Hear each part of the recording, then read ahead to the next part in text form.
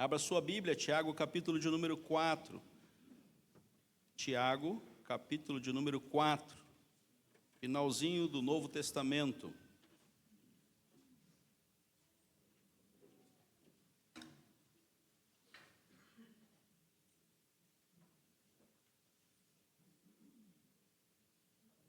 Finalzinho do Novo Testamento. Começando com o verso 1 e seguintes, Tiago, capítulo de número 4.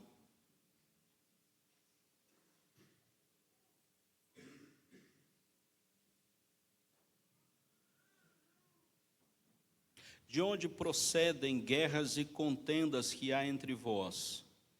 De onde, senão dos prazeres que militam em nossa carne?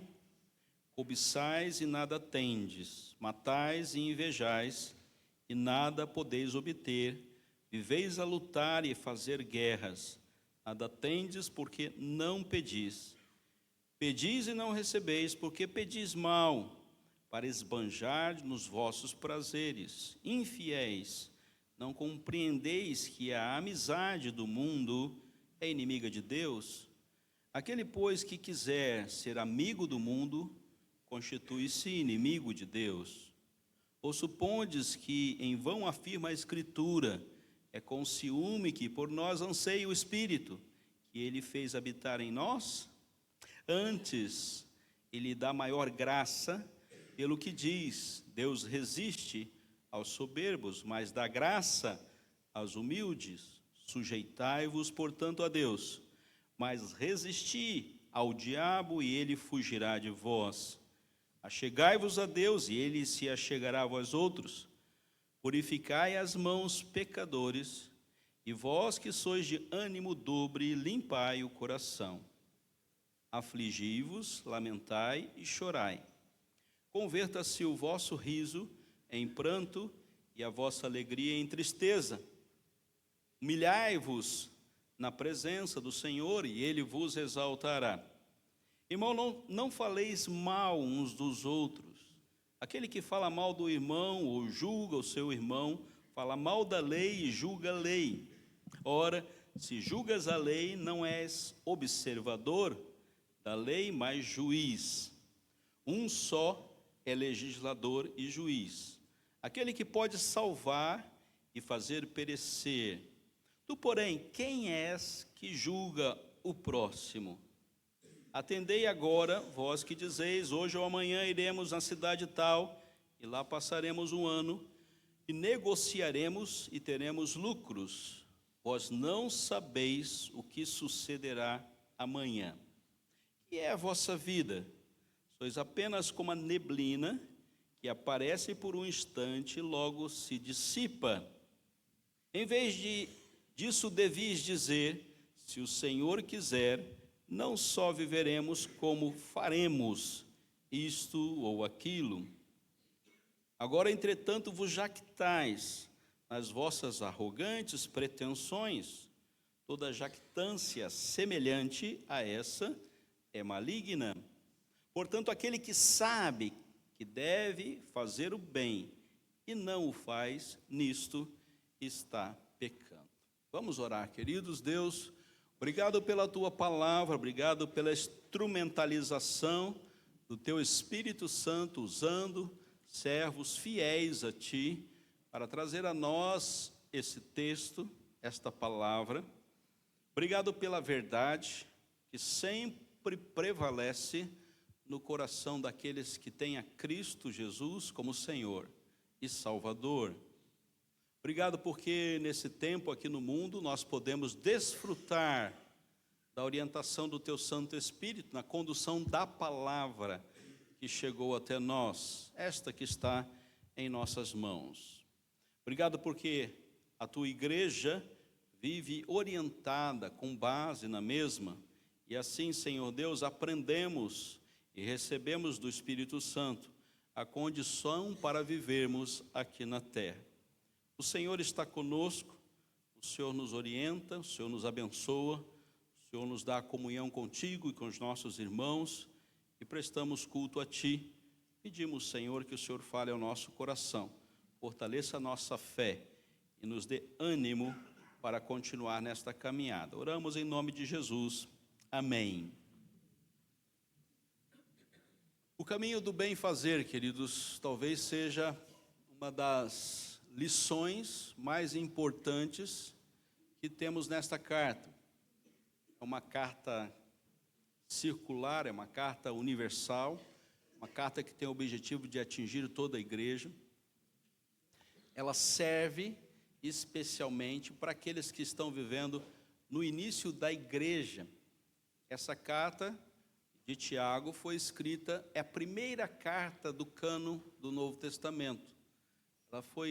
Ela abriu o cânon do Novo Testamento, portanto ela está bem próxima da ascensão de Jesus Cristo. E este é a primeira seleção que o Espírito Santo faz para o início dessa caminhada como igreja, povo de Deus, Novo Testamento. Isso faz muita diferença, porque são os primeiros problemas e as primeiras dificuldades que essa igreja está vivendo. Então, eles começam a receber os primeiros escritos inspirados pelo Espírito Santo para orientar a sua caminhada. Então, somos mais ou menos como aqueles que estão fazendo os seus estudos, e eles são os calouros na vida cristã, Novo Testamento, e tem a primeira carta que chega às suas mãos. Então, é como se fizesse aquele período básico, né, dos cursos que temos para fazer. Os primeiros anos são os básicos, o aprendizado inicial, fundamental para a igreja. Então, essa concepção é para que essa igreja esteja trilhando no caminho desde o seu início, no caminho orientado por Deus, no seu espírito. Se você voltar uma folha, você vai ver isso meio claramente. E a primeira grande exortação desta carta, ela é uma carta ética, ela não é uma carta doutrinária, é uma carta do bom viver. Como é que vocês devem viver nessa nova caminhada em Cristo Jesus? Então, desde o início, essa carta já deixa para eles algumas características do povo de Deus a partir desse primeiro ano do seu aprendizado. Primeira grande informação no capítulo 1 é que vocês devem estar alegres por passar por provações. Então, no primeiro ano, a igreja já recebe uma informação de que eles vão passar por provações. Primeira grande informação dessa carta, olha, vocês vão ser provados, né? Então, para crente não tem vida mansa. Você não vai passar em berço esplêndido. Você terá algumas dificuldades na sua caminhada.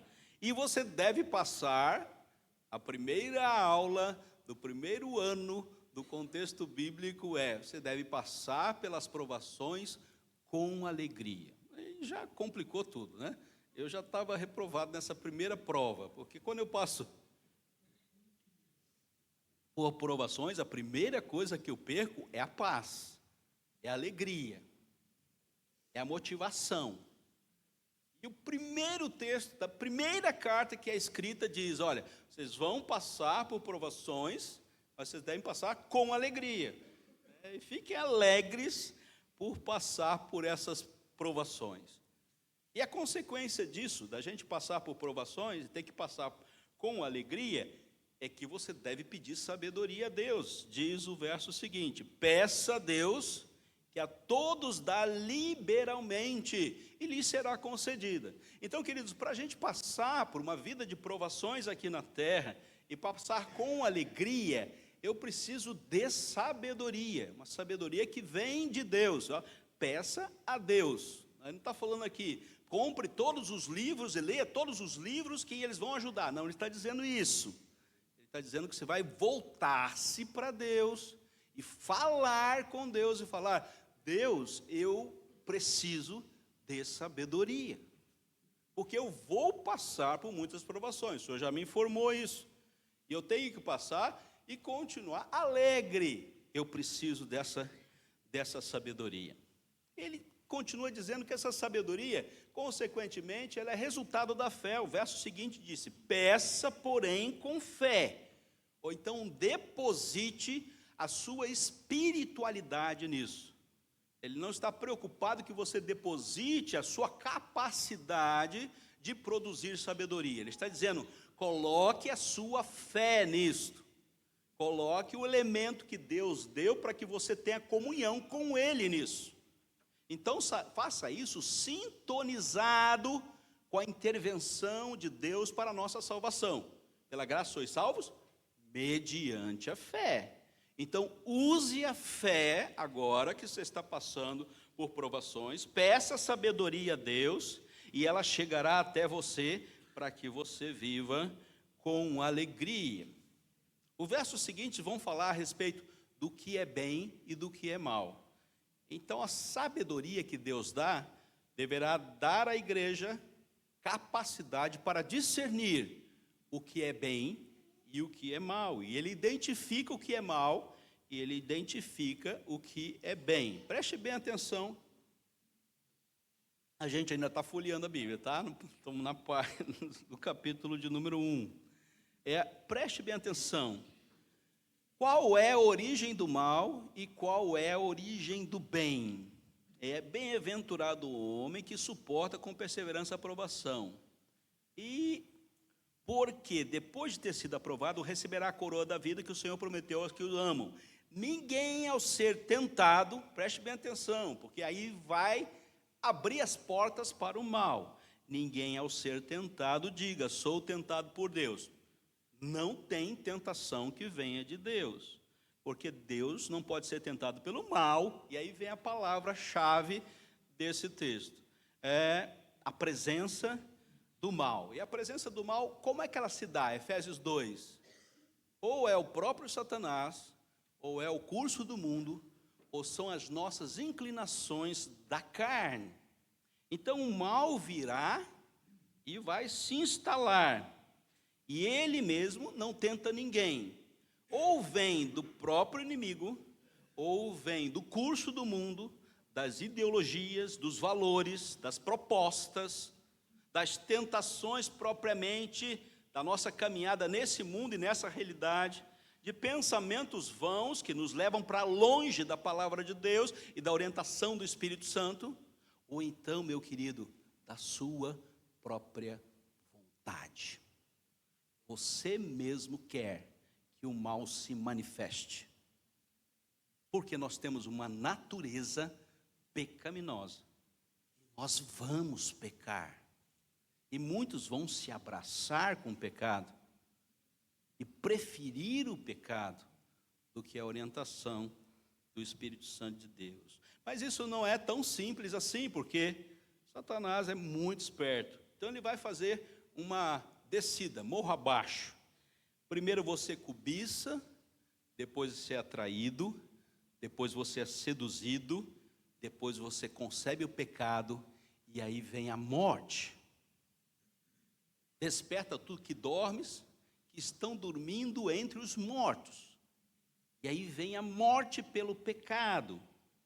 Então, ao contrário, cada um é tentado pela sua própria cobiça. 1, quando esta se atrai. 2, e te seduz. 3, então a cobiça, depois de haver concebido, dá luz ao pecado. 4, e o pecado, uma vez consumado, gera morte. 5, fim da história.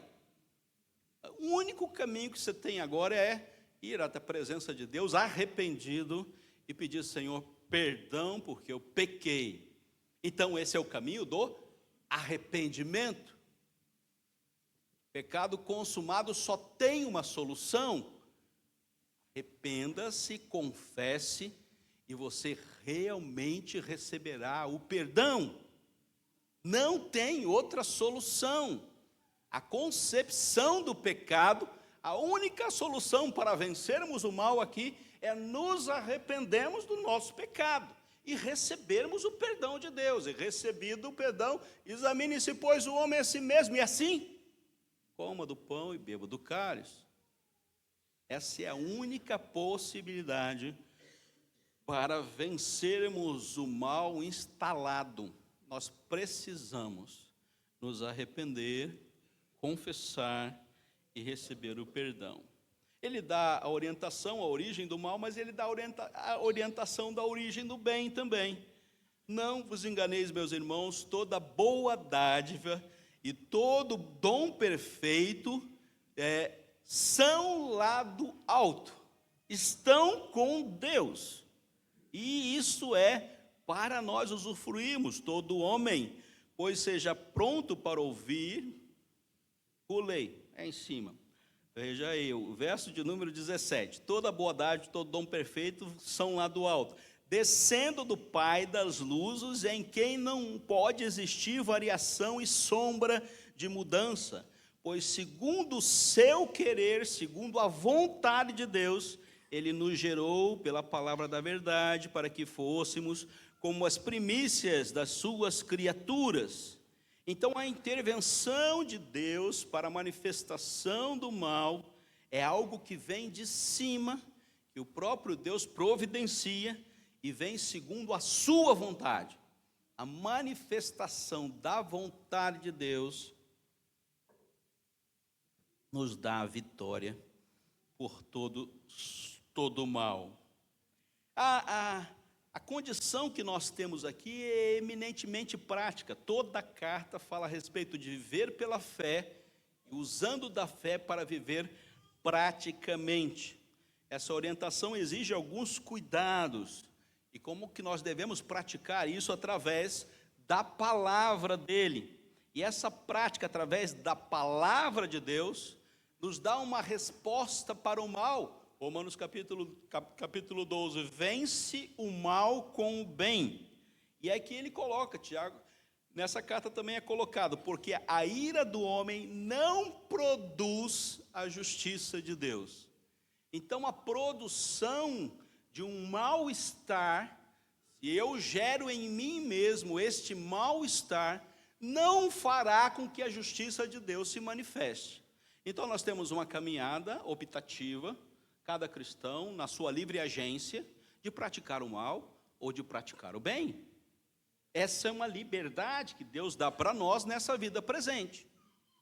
Se você pratica o mal, se você caminha em direção àquilo que não está na vontade de Deus para você, a única solução, arrependimento, confissão, gerará consequentemente o perdão. Não tem nem negociação. Um coração arrependido e contrito não desprezará o nosso Deus. Nós temos plena certeza que esta mesa é suficiente para purificar os pecados do mundo inteiro, mas ela é eficiente para todos aqueles que, arrependidos, confessam as suas falhas. Vamos voltar para a nossa caminhada aqui, que é a partir do verso de número capítulo 3, o finalzinho dele, ele fala sobre a sabedoria que vem do alto. Então, vencer o mal, é necessário que eu peça sabedoria a Deus, que a todos dá liberalmente. Isso só é possível, essa vitória sobre o mal, se Deus me der a sabedoria necessária para que eu o vença. Início da igreja, primeiros passos da igreja, ela já descobre que ela não tem condições de enfrentar o mal. Nós não sabemos lidar com o mal. Não é da nossa condição lidar com o mal. Nós não estamos preparados para lidar com ele. Nós olhamos para o mal e nos iramos. Nós não sabemos lidar com ele.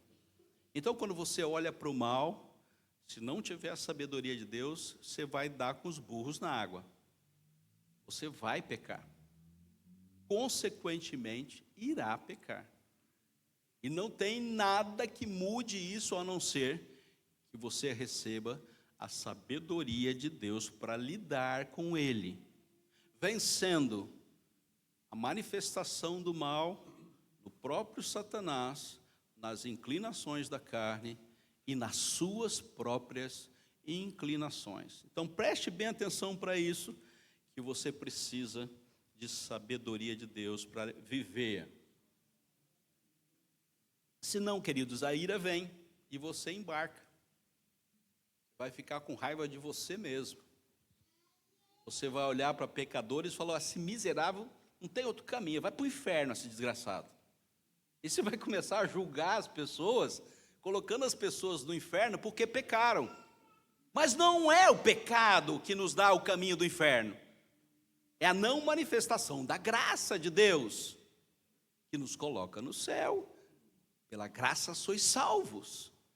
Então você tem um erro de valor. Você acha que pelo fato de pecarmos, estamos caminhando para o inferno. Pois bem, o pecado já não terá domínio sobre nós. Agora o que domina é a presença, é a manifestação de Cristo Jesus na cruz. Então não coloque ninguém no inferno, nem tire ninguém do céu. A sua ira não coloca ninguém no inferno e tira ninguém do céu. Essa não é a sua missão. Isso não é a nossa proposta para estarmos aqui na terra. Descobre a igreja nos seus primeiros anos de conhecimento bíblico. Nós temos a tendência de tipificarmos a caminhada para o inferno. E temos a capacidade de rotular as pessoas que vão para o inferno. Pois bem, meu querido, não cabe a você colocar pessoas no inferno e tirar pessoas dos céus. Esta não é a nossa área de atuação. Quantas pessoas colocaram o ladrão na cruz no inferno? Não tenho a menor ideia o que aconteceu com ele. Pois hoje mesmo estarás comigo no paraíso. Então cuidado, porque esse é um universo muito tendente a nós pendermos para o mal do que caminharmos para o bem. Cuidado com isso, preste bem atenção nisso, porque não cabe a nós, com a nossa ira, dar destino final de pessoas para o inferno, que Deus mesmo já enviou Cristo Jesus e derramou seu sangue para os salvar. Dito isto, querido, capítulo 4, que é um capítulo, rapidamente quero falar sobre eles. De onde procedem guerras e contendas que há entre vós? E ele já vai direto, no pescoço dos primeiros crentes aqui da igreja. Ele diz, o negócio não está bom entre vocês não. Não pense que está tudo arrumado, não está tudo arrumado não. Desse jeito, Jesus Cristo morreu, Jesus Cristo está aqui do meu lado, está intercedendo por vocês, mas vocês estão muito mal na caminhada. Vocês produzem guerras e contendas. É isso que vocês querem fazer como crentes em Cristo Jesus, como Senhor e Salvador? E ele já coloca uma cena de pacificador. E ele diz, quem produz guerra e contenda,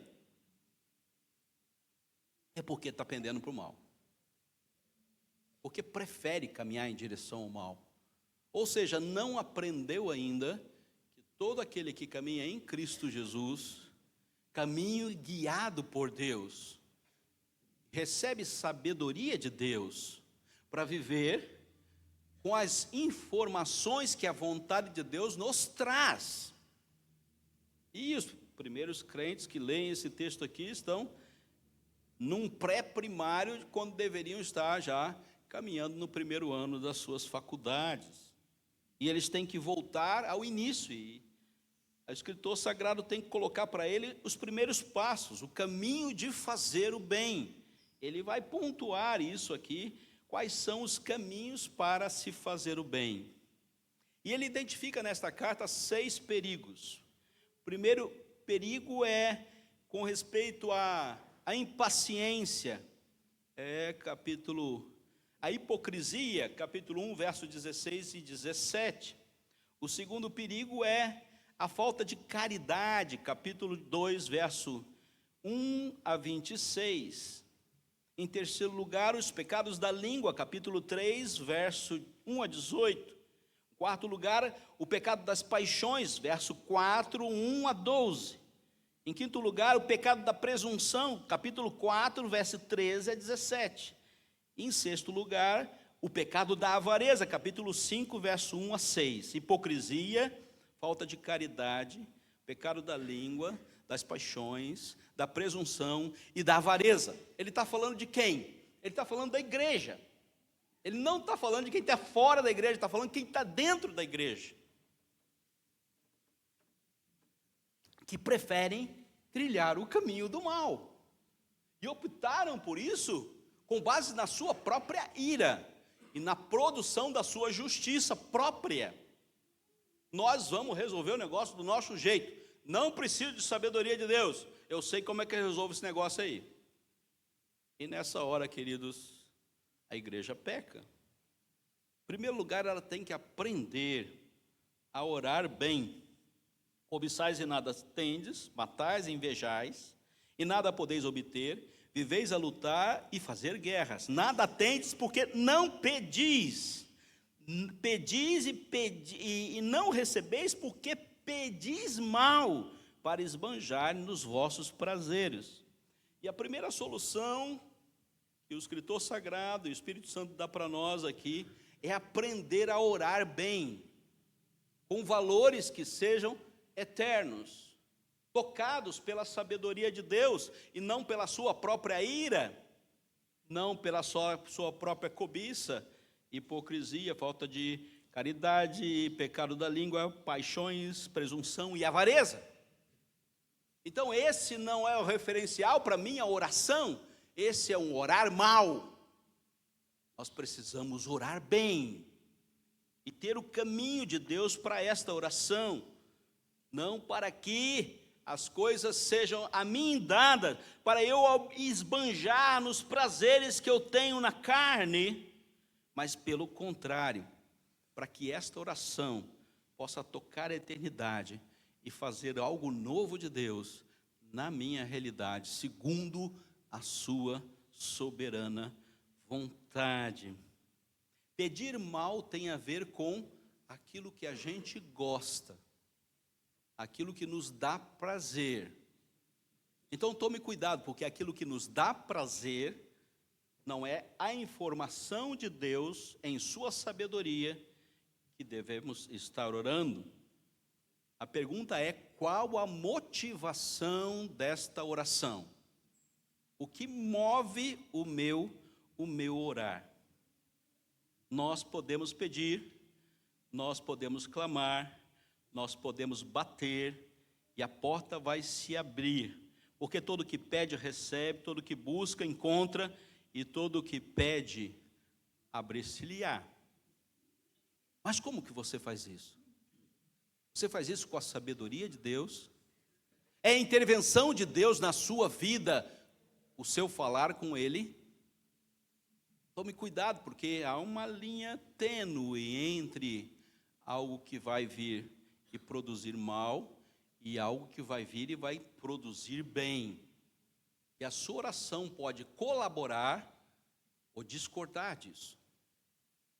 Você pode estar em dificuldades para entender qual é a boa, agradável e perfeita vontade de Deus.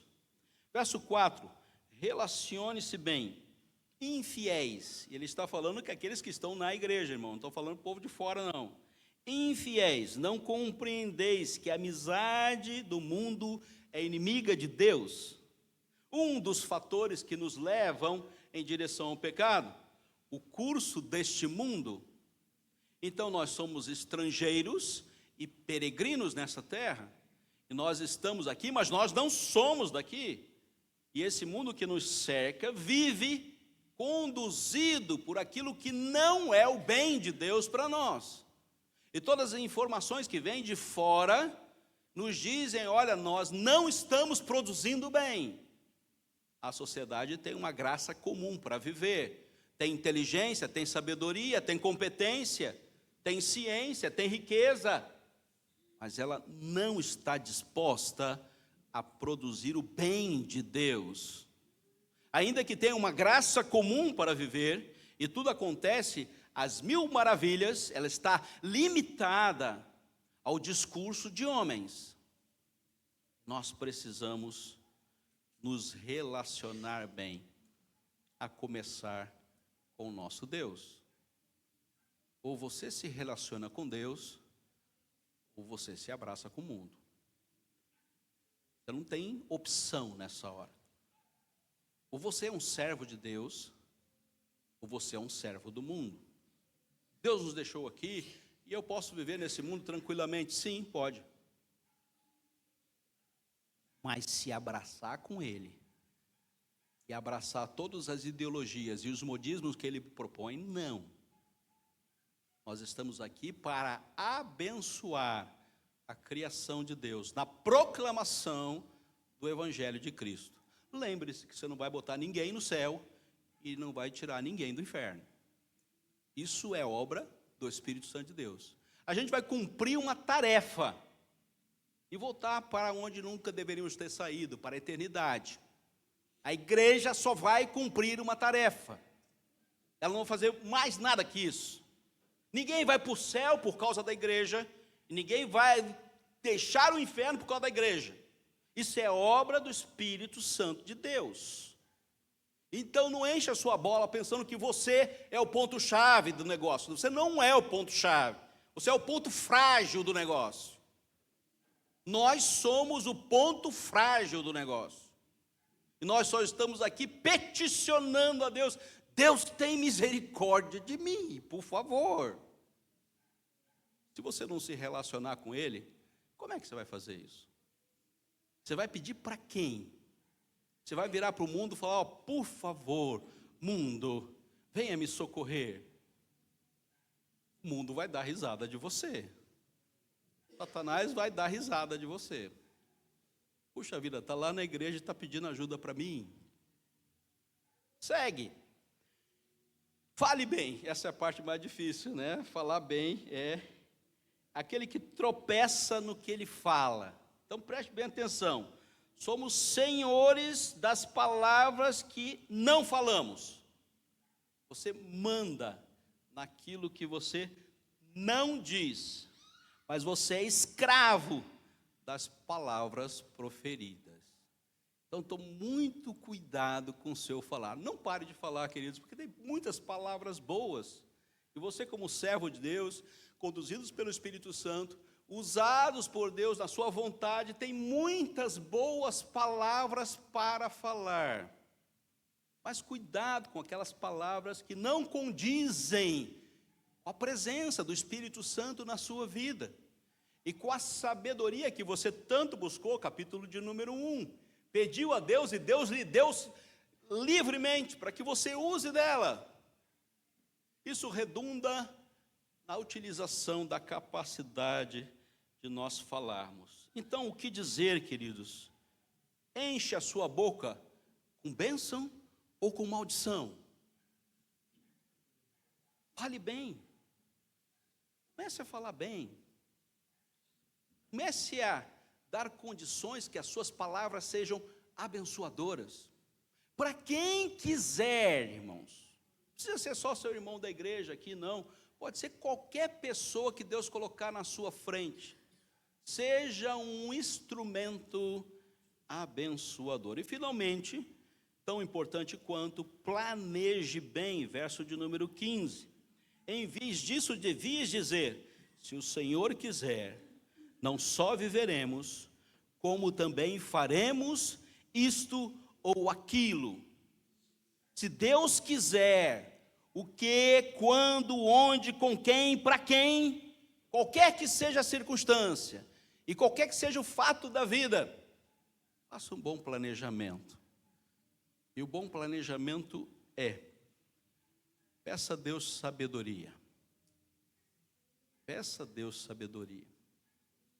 Ore bem, se relacione bem, fale bem e planeje bem. A sabedoria vem do alto. Ela é pura, ela é pacífica, ela é indulgente, ela é tratável, ela é cheia de misericórdia, cheia de bons frutos, ela é imparcial e ela é sem fingimento. Não, queridos, nós não precisamos que Satanás nos oriente, nós não precisamos do curso desse mundo, e nós não precisamos dos nossos prazeres, os prazeres da nossa carne. Nós precisamos pedir a Deus sabedoria para caminharmos em direção ao bem. É a única forma, é a única possibilidade para a igreja acertar seu passo. Então, a carta de Tiago é a primeira carta, ela tem aí uma aula inicial para a igreja que nasce, para a igreja que começa a viver, a dar os seus primeiros passos. Eles aprendem na sua primeira aula. Peça sabedoria a Deus. Peça sabedoria a Deus. Que Deus abençoe a sua palavra.